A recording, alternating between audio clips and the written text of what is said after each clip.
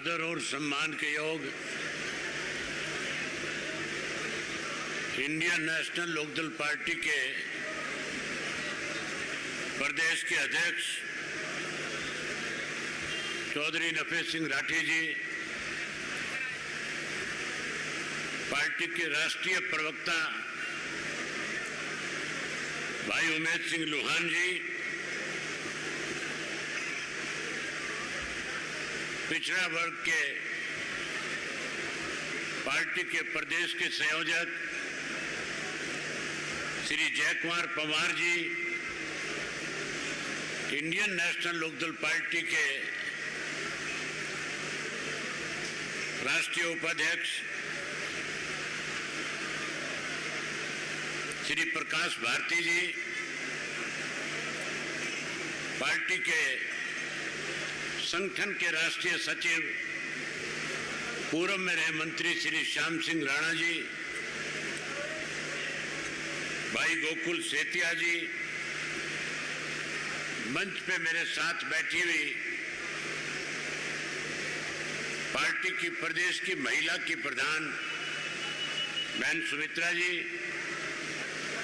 सुनैना चौटाला जी, पूर्व मेरे विधायक डॉक्टर सीताराम जी,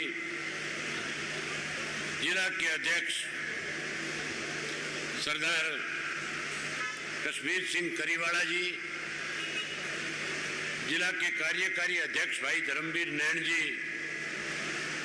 किसान सेल के अध्यक्ष मंच का संचालन कर रहे विनोद दड़वी जी, पिछड़ा वर्ग के सरसा के जिला के अध्यक्ष भाई कुंभाराम जी, महिला की जिला के अध्यक्ष श्रीमती नैना जोड़ जी, पार्टी की महिला की प्रदेश की उपाध्यक्ष कृष्णा फोगाट जी, पार्टी के राष्ट्रीय सचिव श्री नरेंद्र प्रजापति जी, मंच पे मेरे साथ बैठे हुए पार्टी के प्रदेश के जिला के और हल्का स्तर के सभी नेतागण, आज के इस पिछड़ा सम्मेलन में आए हुए पिछड़ा वर्ग से संबंध रखने वाले आदरणीय बुजुर्गों, नौजवान साथियों, सम्मान के योग्य माताओं बहनों, पत्रकार छायाकार साथियों, सबसे पहले मैं आपको नव वर्ष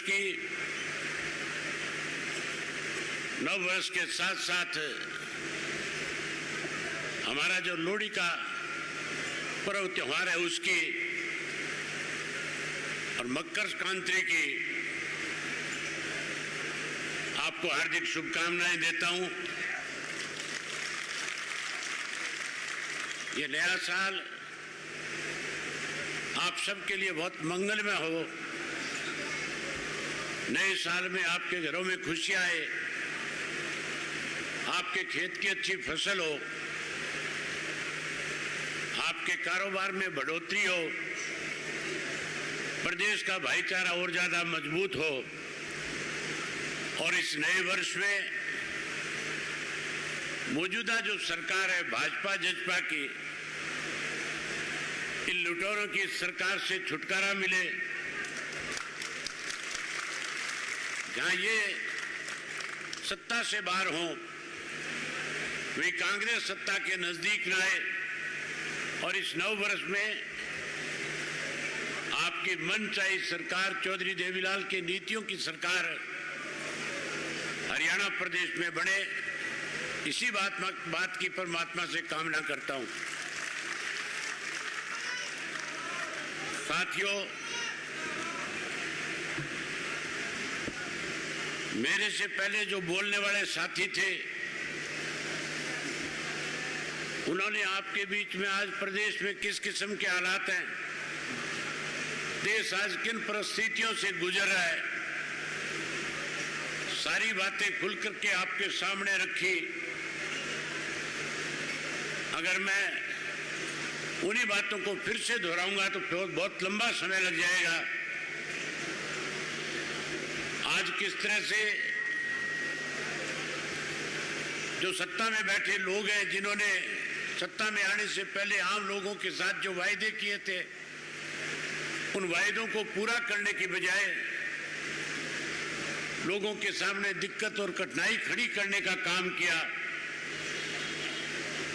मेरे से पहले बताया गया था कि इस देश के प्रधानमंत्री ने देश के किसान के साथ, कमेरे के साथ, गांव और देहात में रहने वाला, खेती करने वाले व्यक्ति के साथ वायदा किया था कि अगर हमारी दोबारा सरकार केंद्र में बढ़ी तो केंद्र में सरकार बढ़ने के बाद किसान की फसल के दाम 2022 में 2 गुना कर देंगे। दाम तो 2 गुना नहीं हुए, महंगाई बढ़ गई, महंगाई के साथ साथ खर्च बढ़ गए, कर्जे बढ़ गए। इस 9 साल में भ्रष्टाचार बढ़ा, कानून व्यवस्था खत्म हुई, उसके साथ साथ अपराध बढ़ गए, नशा बढ़ गया। आज हर वर्ग के लोग इस सरकार से दुखी है, परेशान है। इस सरकार को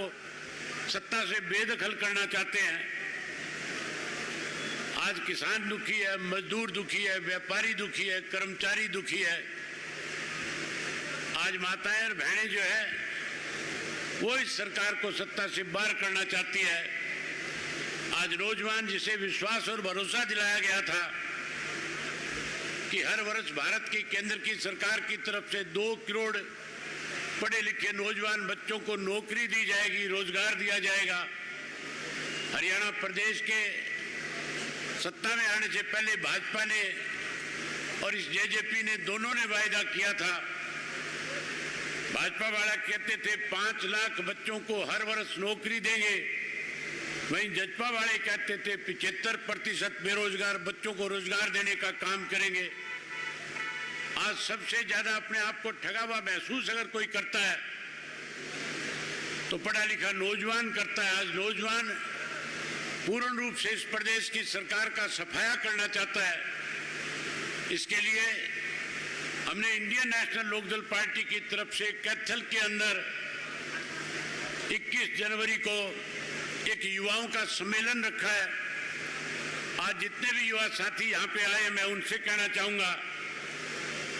कि आप 21 तारीख को कैथल में भी आना। कैथल के अंदर हरियाणा प्रदेश के लाखों युवा इकट्ठे होंगे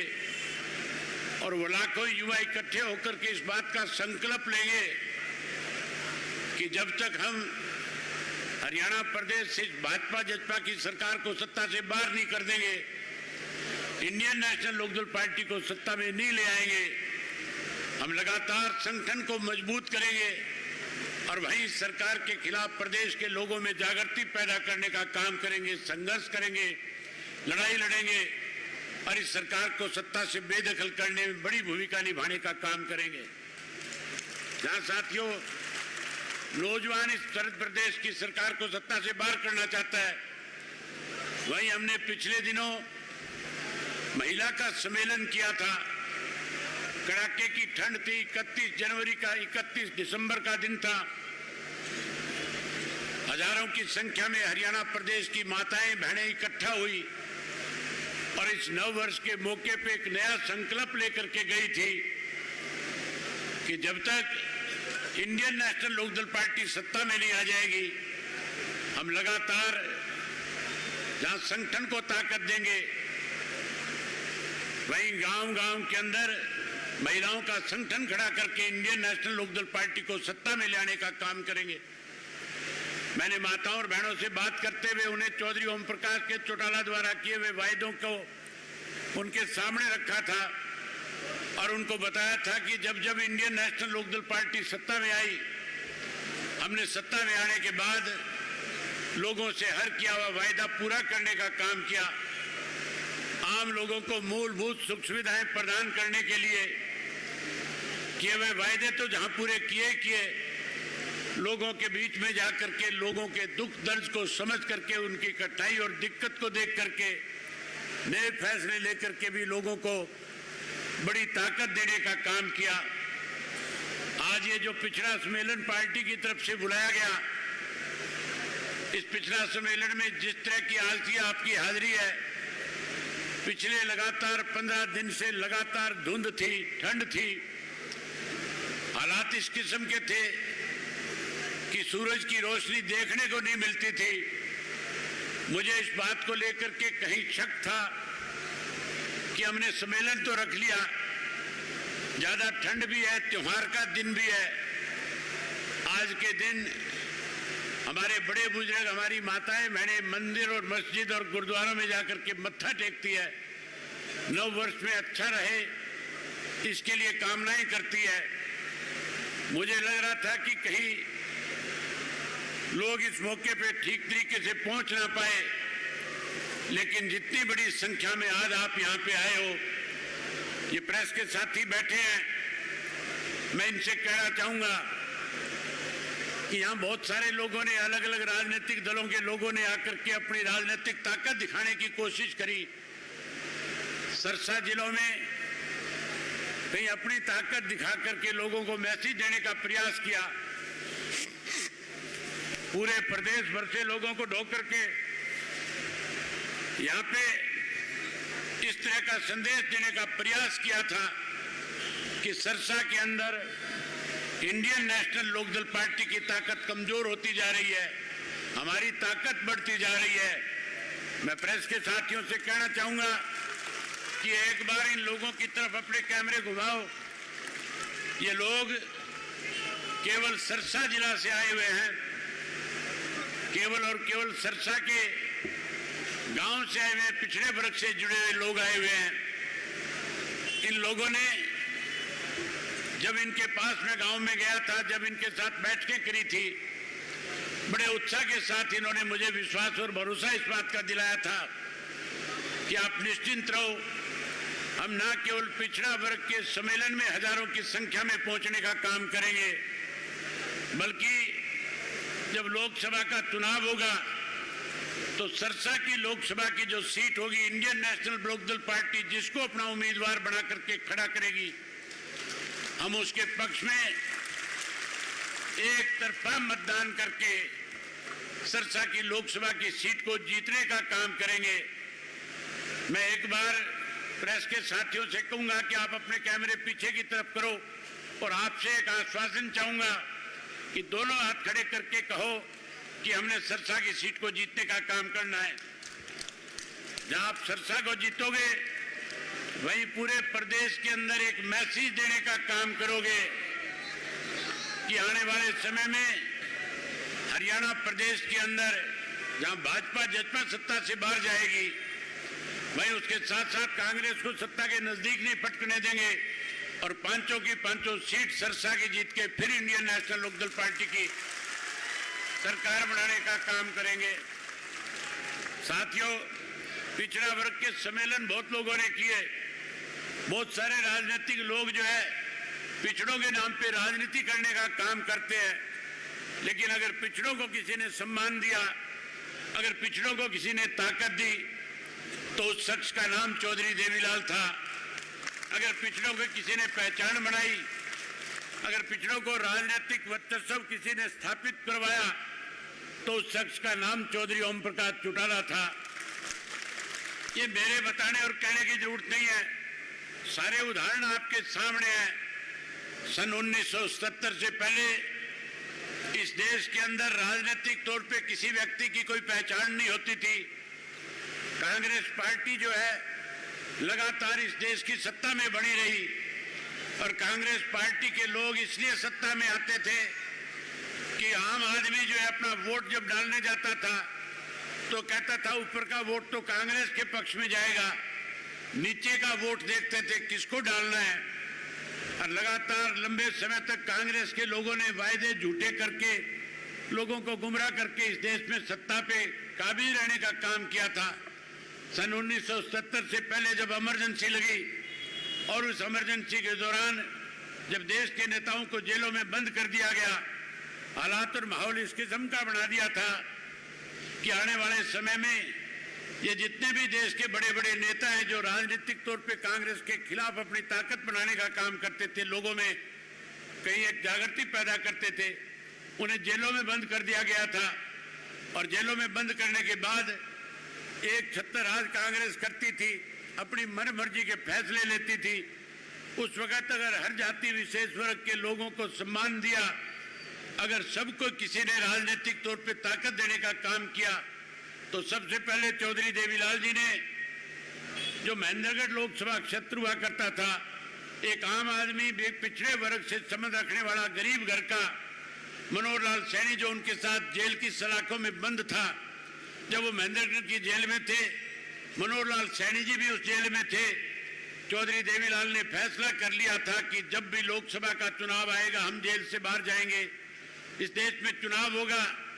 तो मैं मनोहर लाल सैनी जैसे लोगों को लोकसभा का टिकट दे करके राजनीतिक तौर पे पिछड़ा वर्ग के लोगों की पहचान बनाने का काम करूंगा। और चौधरी देवीलाल ने राव वीरेंद्र सिंह के खिलाफ, जो एक बहुत बड़ी हैसियत थी उस इलाके की, उनके खिलाफ टिकट दे करके उनको लोकसभा का मेंबर बनाने का काम किया था। जहां उन्होंने 77 में उनको लोकसभा का मेंबर बनाया, वहीं साथियों सन 1977 के अंदर विधानसभा के जब चुनाव हुए थे, तो जैन नारायण वर्मा को बरवाड़ा से टिकट दे करके, जो जनरल की सीट थी, बैकवर्ड के आदमी को विधानसभा का सदस्य बनाया। उसके साथ साथ रामकिशन बैरागी जो था, उसको सफीदो विधानसभा क्षेत्र से टिकट दे करके, जो जनरल की सीट थी, उसमें अति पिछड़े वर्ग के व्यक्ति को टिकट दे करके न केवल विधायक बनाया बल्कि मंत्री बनाने का काम किया था। वहीं उसके साथ साथ गरौंडा विधानसभा क्षेत्र से पीरूराम कश्यप, एक आम गरीब घर का किसान था, गरीब घर का आदमी था, उसको गरौंडा से टिकट दिया और विधायक चुनने का काम किया। उसके बाद साथियों लगातार मनोहर लाल सैनी जी को 2 दफा लोकसभा की टिकट कुरुक्षेत्र से दे करके, नारनौल से कुरुक्षेत्र लेकर के जिताने का काम किया। वहीं 2 दफा कैलाशवर सैनी को चौधरी ओम प्रकाश चौटाला ने लोकसभा में पहुंचाया। और उसके साथ साथ गुरदयाल सिंह सैनी जो थे, उनको भी लोकसभा का मेंबर बनाने का काम किया था। अगर पिछड़ा वर्ग के समाज को किसी ने सबसे ज्यादा ताकत दी, अगर सबसे ज्यादा पहचान बनाने का काम किया, सबसे ज्यादा राजनीतिक तौर पे जागृति पैदा करी किसी के प्रति, तो आपको याद होगा हरि सिंह सैनी जो हिसार से थे,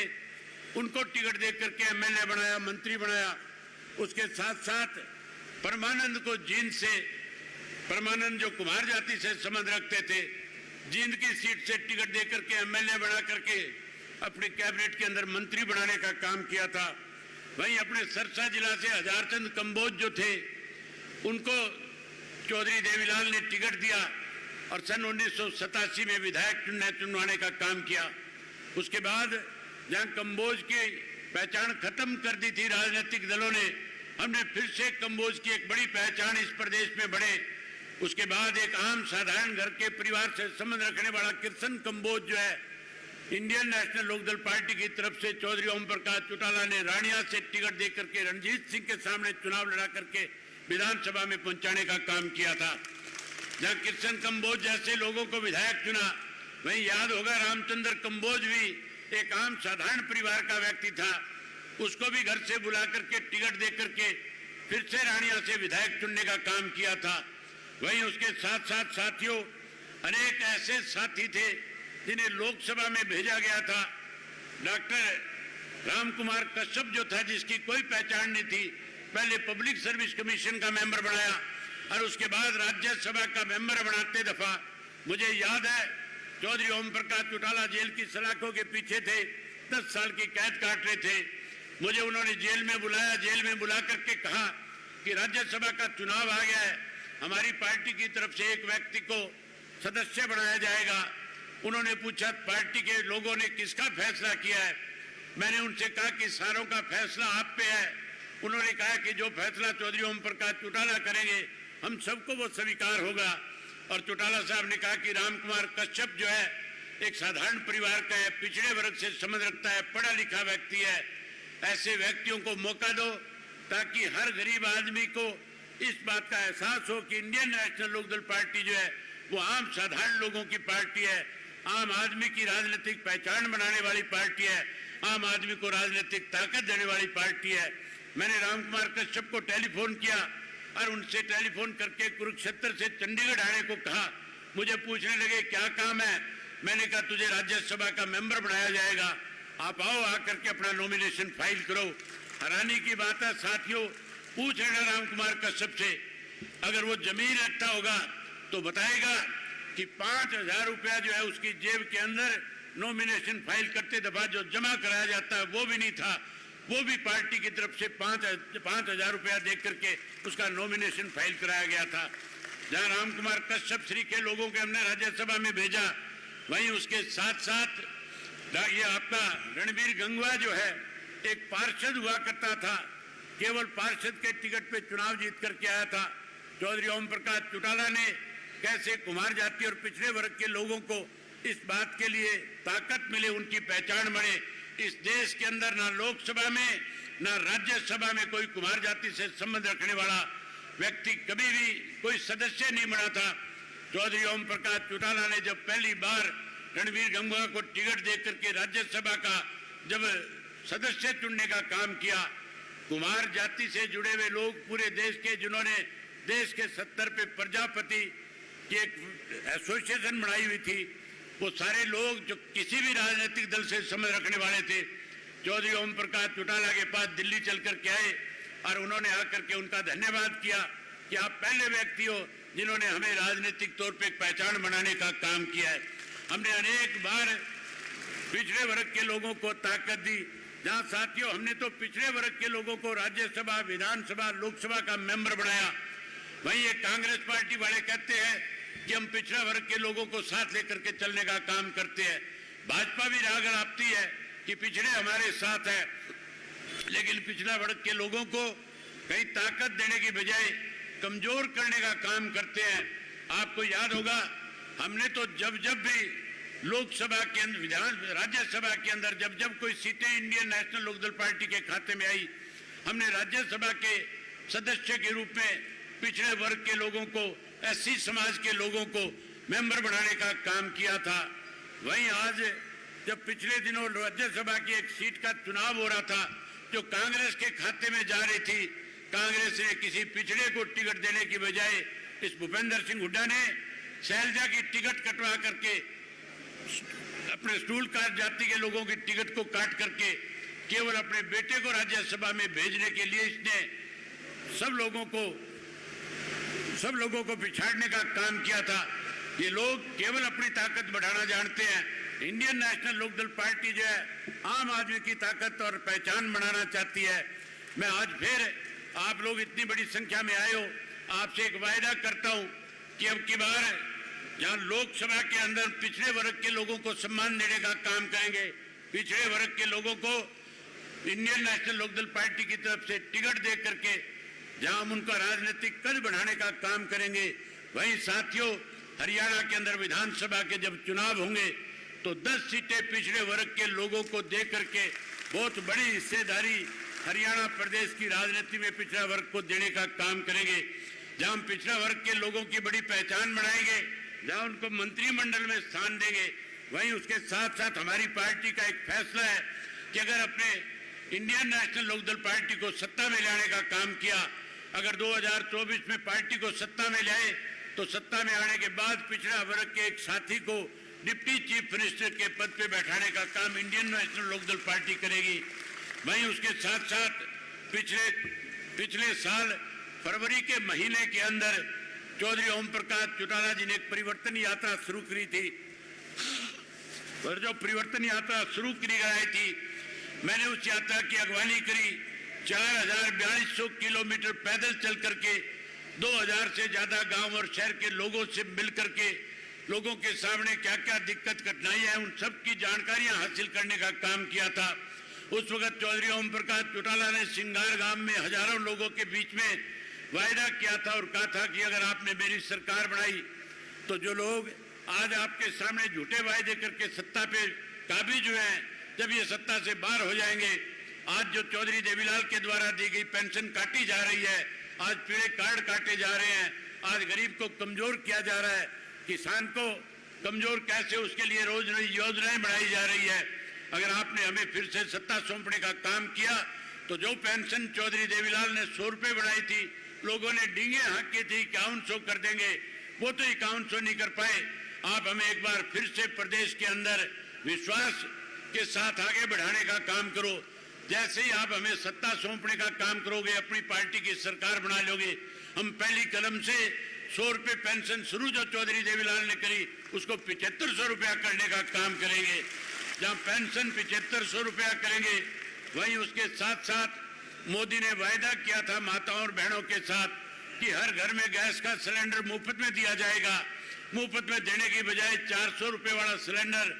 1200 रुपये का कर दिया गया। हम आपसे वायदा करते हैं कि जैसे आप सत्ता सौंपने का काम करोगे, हम 1200 वाले सिलेंडर को आपके घर महीने की पहली तारीख को मुफ्त में पहुंचाने का काम करेंगे। जहां गैस का सिलेंडर हम आपको मुफ्त में देंगे, वहीं उसके साथ साथ हर गृहिणी के खाते में 1100 रुपये उसकी रसोई का खर्च अच्छे से चले, इसका भी साथ में देने का काम करेंगे। वहीं उसके साथ साथ हर घर से एक पढ़े लिखे नौजवान बच्चे को रोजगार देंगे, नौकरी देंगे। जहां बच्चों को रोजगार और नौकरी देने का काम करेंगे, कोई नौकरी और रोजगार से वंचित रह जाएगा उसे मायूस नहीं होने देंगे। उसको 21,000 रुपया बेरोजगारी भत्ता देकर के उसका मान सम्मान बढ़ाने का काम करेंगे। वहीं उसके साथ साथ गरीब आदमी जिसके पीले कार्ड काट दिए गए, जिसको कहा जाता है बारी बारी से पक्के मकान बना करके देंगे, कोई 100 गज के प्लाट देने की बात करता है। केवल बातें बातें करी लोगों ने। हम गरीब के साथ वायदा करते हैं, सरकार आने के बाद हर गरीब को चौधरी देवीलाल आवास योजना के तहत 100 गज का प्लाट और उसमें पक्का मकान बना करके देने का काम करेंगे। वहीं उसके साथ साथ साथियों, जहां ये सारी सुविधाएं प्रदान करेंगे। मैं जब यात्रा के दौरान गांव में गया था, मेरे सामने आम लोगों ने शिकायत करी थी कि हमारे सामने बिजली को लेकर के बहुत बड़ी दिक्कत है, बिजली के बहुत ज्यादा बिल आते हैं, बिजली की छापेमारी आए दिन की जाती है, घरों में लोगों को जो सम्मान जीवन जिंदगी बिता रहे हैं उनको बेइज्जत किया जाता है। लोगों ने कहा कि घरों के अंदर लगे हुए मीटर सरकार ने बाहर लगा दिए, और ऐसे मीटर लगा दिए जो बिजली से चलने के बजाय धूप से चलने का काम करते हैं। मैं लोगों से वायदा करके आया और क्या करके आया था कि अगर इंडियन नेशनल लोकदल पार्टी को आप सत्ता में लेकर के आओगे तो आपके घरों के बाहर लगे हुए बिजली के मीटर पड़वा करके मनोहर लाल खट्टर के घर भिजवाने का काम करेंगे। जहां ये मीटर पड़वा करके मनोहर लाल के घर में भेज देंगे, वहीं साथियों ऐसे नए मीटर लगा करके देने का काम करेंगे। ऐसे मीटर बनवाऊंगा कि जिनकी गरारी 500 पे आके फंस जाएगी, 500 से ज्यादा किसी का बिल नहीं आएगा। जहां ये सारी सुख सुविधाएं सत्ता में आने के बाद हम आपको प्रदान करने का काम करेंगे। आपसे भी उम्मीद करूंगा कि आप भी इंडियन नेशनल लोकदल पार्टी को सत्ता लाने में कोई कोर कसर नहीं छोड़ोगे। एक बार दोनों हाथ खड़े करके कहो कि हम सत्ता में आएंगे और हरियाणा में सत्ता पे काबिज होने का काम करेंगे। आप हजारों की संख्या में आए, आपने मेरी बात सुनी, आप इतनी बड़ी ताकत के साथ पार्टी को ताकत बढ़ाई, संगठन को मजबूत करो और अपनी ताकत को बढ़ाओ। यही बात आपसे कहने और करने आया था। आपने मेरी बात सुनी, आप सबका बहुत धन्यवाद। जय हिंद, जय हरियाणा। ताऊ देवीलाल आई खोई ना पहचान कदे नाम